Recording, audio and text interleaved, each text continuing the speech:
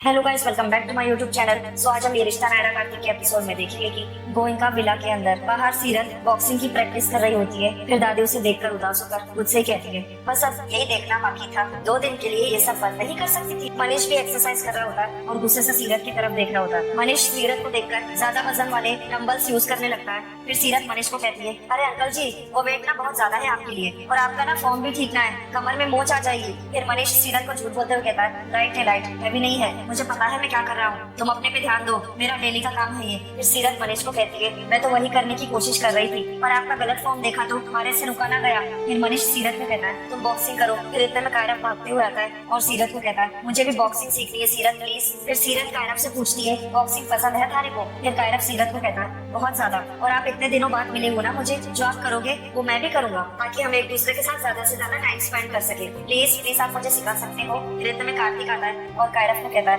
कायरव आ जाओ, दूध पियो। फिर कायरव कार्तिक को कहता है, नहीं पापा मुझे नहीं पीना। फिर कार्तिक कायरव को कहता है, अब ऐसा तो नहीं चलेगा ना बेटा, डॉक्टर ने कहा है ना, रेस्ट और डाइट दोनों जरूरी है, वरना दोबारा हॉस्पिटल में एडमिट होना है क्या। चलो अब जल्दी से दूध पियो और स्ट्रॉन्ग बन जाओ। फिर कायरव कार्तिक को कहता है, मैं बॉक्सिंग करने से भी तो स्ट्रॉन्ग बन सकता हूँ ना पापा। फिर कार्तिक गुस्से से कायरव को कहता है, नहीं आप बॉक्सिंग नहीं करोगे, चलो दूध पियो। फिर कायरव जिद करते हुए कार्तिक को कहता है, नहीं पापा प्लीज आप ऐसे मत बोलो, अब तो आप मना भी नहीं कर सकते पापा, क्योंकि मम्मा सॉरी, सीरत मुझे बॉक्सिंग सिखाएंगी। फिर कायरव सीरत को कहता है, पता है सीरत, पहला मेरा इंटरेस्ट ना बॉक्सिंग में बिल्कुल भी नहीं था, सिर्फ फुटबॉल में था, पता नहीं सडनली मुझे बॉक्सिंग अच्छी लगने लगी। फिर सीरत कायरव से पूछती है, क्यों? फिर कायरव सीरत को बताता है, क्योंकि एंजल अंकल को पता होगा ना कि आप सीक्रेट मिशन पर बॉक्सिंग करते हो, नहीं करते तो मैं आपको हॉस्टल में कैसे देखता।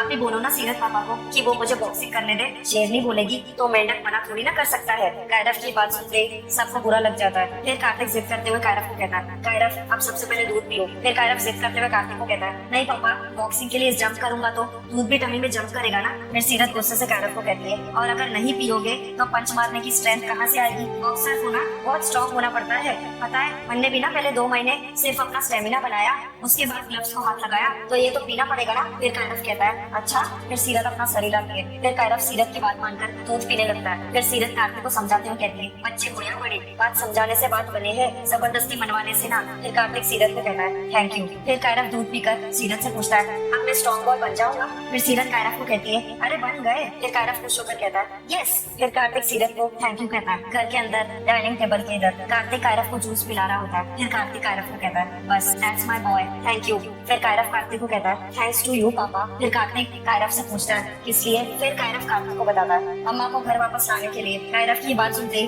कार्तिक को फिर से बुरा लगता है। फिर कायरव कार्तिक को कहता है, वो बहुत चेंज हो गई है, आई मीन क्यों सेम है पर डिफरेंट भी है, उनके कपड़े, उनकी बातें। फिर कार्तिक कायरव को कहता है, अलग है ना, बस इतने दिनों से यही तो समझाने की कोशिश कर रहा था मैं कायरव कि वो अलग है। थैंक गॉड कि आपको खुद ही रियलाइज हो गया, ये लो एक खाओ। फिर इतने में सीरत नायरा की फोटो देखती है हैरानी से। फिर सीरत रिया की बात को याद करती है कि रिया ने उससे क्या कहा था। फिर इतने में स्वर्णा सीरत को देखने लगती है। जैसे सीरत पीछे मुड़ती है, स्वर्णा सीरत के सामने खड़ी होती है। फिर सीरत भावुक होकर स्वर्णा को कहती है, आपसे कुछ पूछ सकती हूँ आंटी जी? फिर स्वर्णा सीरत को कहती है, हाँ पूछो। फिर सीरत स्वर्णा को कहती है, वो नायरा जी उनका एक्सीडेंट कहाँ हुआ था? फिर इतने में मनीष भी आ जाता है। वो दूर से खड़े रहकर स्वर्णा और सीरत की बातें सुन रहा होता है। फिर सीरत स्वर्णा से पूछती है, कौन सी जगह पर और कैसे? फिर स्वर्णा मनीष की तरफ देखने लगती है। सीरत भी मनीष को देख लेती है। मनीष गुस्से से सीरत की तरफ देख रहा होता है। फिर सीरत वहाँ से चली जाती है। फिर कायरव ड्राइवर को कहता है, ड्राइवर अंकल प्लीज। फिर ड्राइवर कायरव को कहता है, आप जाकर क्या करोगे कायरव? बेटा आइसक्रीम ही तो लानी है, मैं जाकर ले आता हूँ। फिर कायरव ड्राइवर को समझाते हुए कहता है, आप जाते हो ना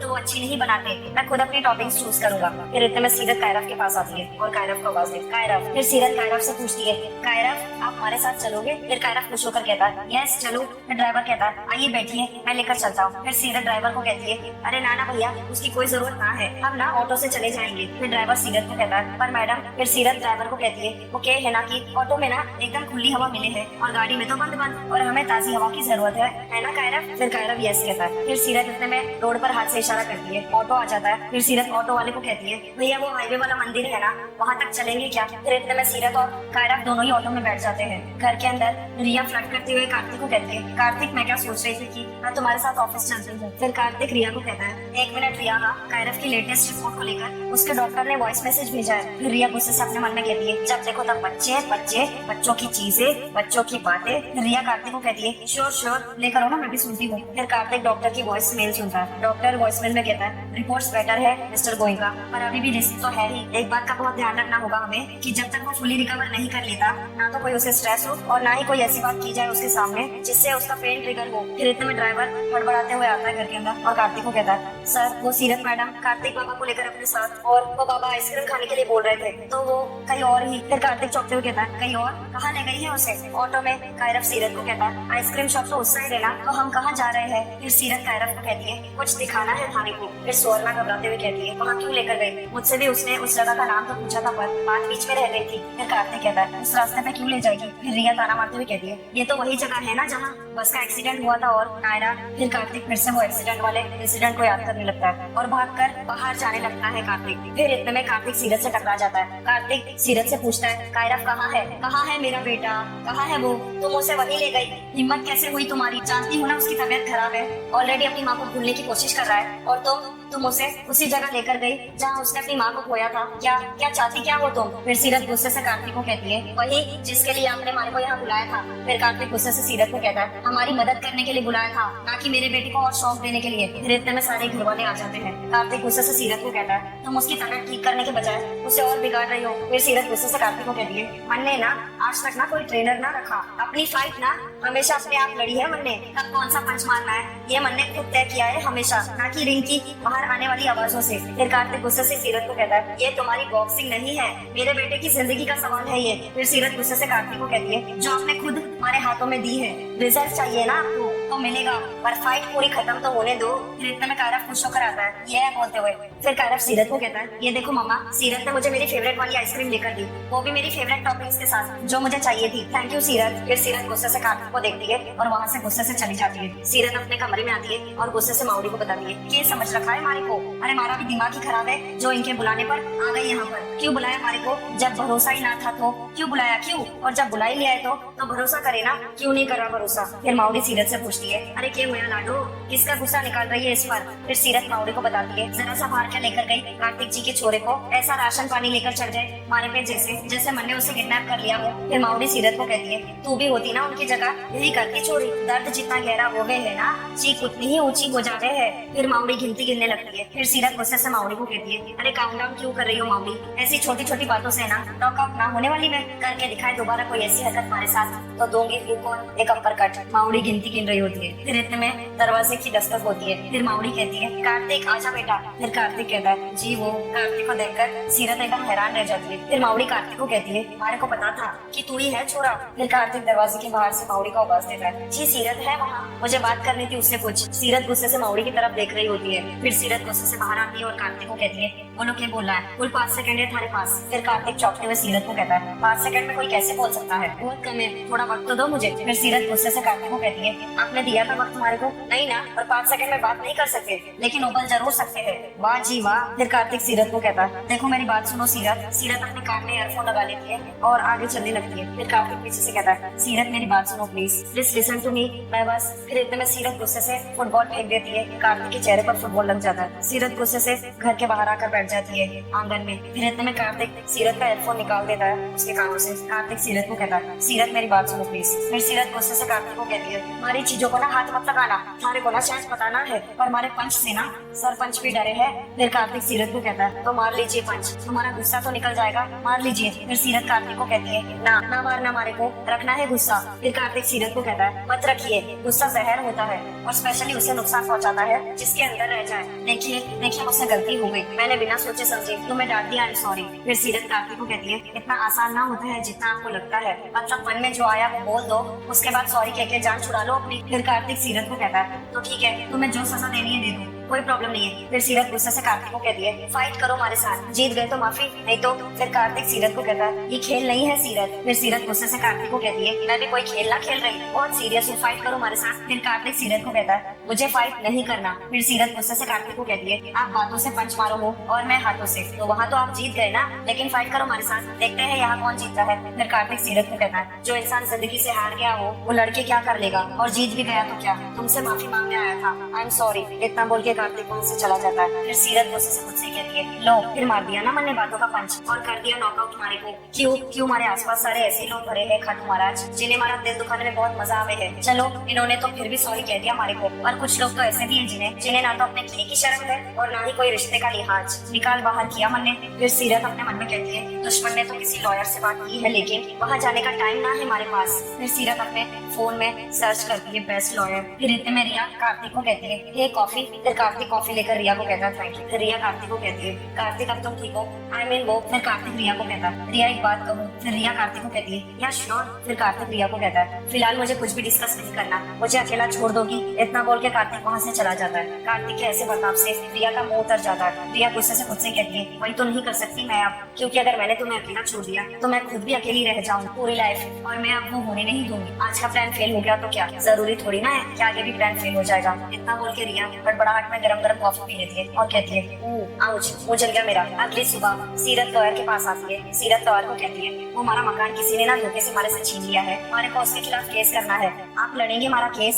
फिर इतने में एक लॉयर सीरत को बड़ी ही हैरानी से देख रहा होता है। गोयनका विला में स्वर्णा मनीष को कहती है, मनीष जी ये लीजिए चाय। फिर मनीष स्वर्णा को कहता है, कार्तिक से कहना कि वो डांस अकेडमी के पेपर्स मेरे को दे, मुझे वो चेक करना है। फिर स्वर्णा कहती है, जी। फिर इतने में मनीष को किसी की कॉल आती है। मनीष कॉल पिक करके कहता है, अरे कपूर साहब, व्हाट अ प्लेजेंट सरप्राइज, ये तो इंडिया का नंबर है, वापस आ गए आप? फिर लॉयर मनीष को कॉल पर कहता है, बस इसी हफ्ते लौटा हूँ। फिर मनीष लॉयर को कॉल पर कहता है, क्या ऐश है आपकी भी, बच्चों के और पोती पोतियों के साथ वक्त बिता के आए हैं पूरे 1 साल कनाडा में, मजा आ गया होगा? फिर लॉयर मनीष को कहता है कॉल पर, जी बहुत मजा आया, पर लगता है यहाँ के दोस्तों ने मुझे एकदम बुला ही दिया है। फिर मनीष कॉल पर लॉयर को कहता है, ऐसा क्यों कह रहे हैं आप? फिर लॉयर मनीष को कॉल पर कहता है, क्योंकि आपकी प्रॉपर्टी का मैटर है और आपने मुझे फोन करने के बजाय अपनी बहू को भेज दिया किसी और लॉयर को ढूंढने के लिए। फिर मनीष चौंकते हुए लॉयर को कॉल पर कहता है, ये आप क्या कह रहे हैं? फिर लॉयर मनीष को कॉल पर कहता है, जी हाँ, मैंने खुद उसे मेरे ही ऑफिस में मेरे ही असिस्टेंट के साथ बात करते हुए देखा। फिर मनीष चौंकते हुए कॉल पर लॉयर को कहता है, हमारी बहू? ये आप क्या कह रहे हैं? फिर लॉयर मनीष को कॉल पर कहता है, नायरा आप की बहू है ना, कितनी बार तो मिला हूँ मैं उससे, एनीवेज उसकी किसी प्रॉपर्टी पर किसी ने कब्जा कर लिया है।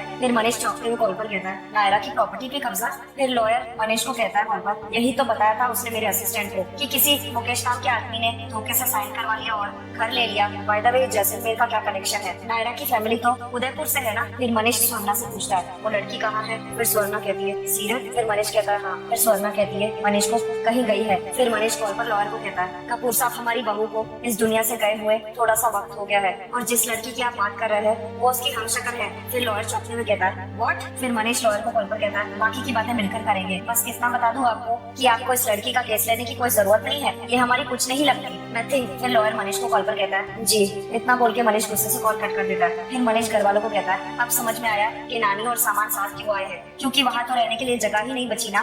फिर रिया कहती है, ओ माय गॉड, और उसने हम सबसे कहा कि उसकी नानी बीमार है इसीलिए वो उन्हें अकेला नहीं छोड़ सकती। आई एम सॉरी, पर मुझे ऐसा लगता है कि वो यहाँ रहने का प्लान बना के आई है। अब उसके दिमाग में क्या प्लान चल रहा है हम तो कुछ नहीं कह सकते ना। वो दिखती नायरा जैसी है, इसका एडवांटेज ले रही होगी शायद, और वैसे भी कायरफ तो उसे अपनी मॉम ही समझता है ना, अगर वो ऐसा सोचता है। फिर स्वर्णा रिया को कहती है, ये भी तो हो सकता है रिया कि वो लड़की मजबूर है, चालाक नहीं। हम क्यों सीरत के बारे में इतना गलत सोच रहे हैं? उसके पास घर हो या ना हो, लेकिन यहाँ वो हमारी वजह से ही आई है ना। फिर मनीष गुस्से से कहता है, हमारे घर में भले ही आई है मगर अपने फायदे के लिए आई है, अगर उसकी नीयत साफ थी तो सच क्यों छुपाया हमसे? फिर स्वर्णा मनीष को कहती है, वो सच जिससे हमारा कोई लेना देना नहीं है। मनीष जी, ये भी तो हो सकता है ना कि उसे शर्म आ रही हो अपना सच बताने में। हम सब ने कभी ना कभी किसी ना किसी से कोई ना कोई सच हमेशा छुपाया है। फिर मनीष गुस्से से कहता है, कार्तिक तो पहले से ही उस लड़की के बारे में कुछ बात सुनने को तैयार नहीं था और अब तुम भी उसकी वकालत में उतर आई। ठीक है, मत मानो मेरी बात, अगर मैं जो कहना चाहता हूँ मुझे कहने से कोई नहीं रोक सकता। वो लड़की फ्रॉड है, उसकी नीयत में खोट है और ये बात मैं साबित करके रहूंगा। लिख के देता हूँ तुम्हें मैं। आने दो उस लड़की को, आज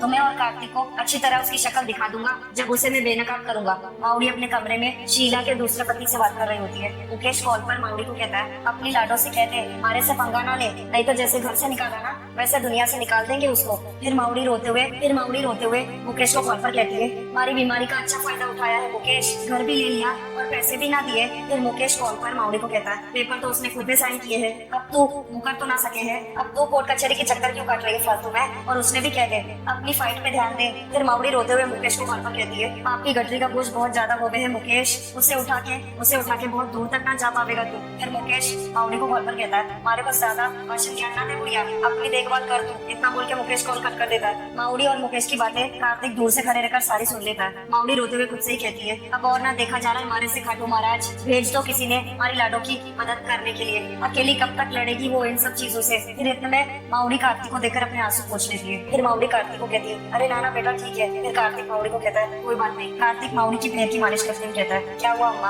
आप इतनी परेशान क्यों लग रही है। फिर माउडी उदास होते हुए कार्तिक को कहती है, कोई बात ना है। फिर कार्तिक माउडी को कहता है, कुछ तो है, आप कह सकती है मुझसे। फिर माउडी कार्तिक को कहती है, सीरत को पसंद ना है बेटा कि कोई उस पर तरस खावे, उसे कमजोर समझे, बॉक्सर है ना, अपनी लड़ाई अपने आप लड़ना चाहते हैं। फिर कार्तिक माउडी को कहता है, आप और मैं तो बॉक्सर नहीं है ना, हम तो अपनी बात एक दूसरे को बता सकते हैं, आप मुझे बताइए क्या हुआ। फिर इतने में सीरत गोयनका विला में आ जाती है। मनीष जोर से सीरत को देखकर चिल्लाता है, ए। फिर मनीष गुस्से से सीरत से पूछता है, कहाँ से आ रही हो। फिर सीरत गुस्से से मनीष को कहती है, हमारे को ना पता था अंकल जी कि आते जाते गेट पर एंट्री करवानी पड़ेगी, अगर पता होता ना तो करा के जाती। फिर मनीष गुस्से से सीरत को चिल्लाते हुए कहता है, ज्यादा होशियारी मत दिखाओ लड़की। फिर सीरत गुस्से से मनीष को कहती है, सीरत सीरत नाम है हमारा, S for son, I for India, R for rich, A for apple और T फॉर तमीज। फिर मनीष गुस्से से सीरत को कहता है, जिसकी तुम्हें जरूरत है। फिर सीरत मनीष को कहती है, ऐसी कौन सी बदतमीजी कर दी मन ने आपके साथ अंकल जी। फिर मनीष गुस्से से सीरत को कहता है, बदतमीजी नहीं, ओवर स्मार्टनेस है तुम्हारे अंदर, अपनी सूरत का फायदा उठाने की कोशिश कर रही हो, नायरा का नाम यूज करके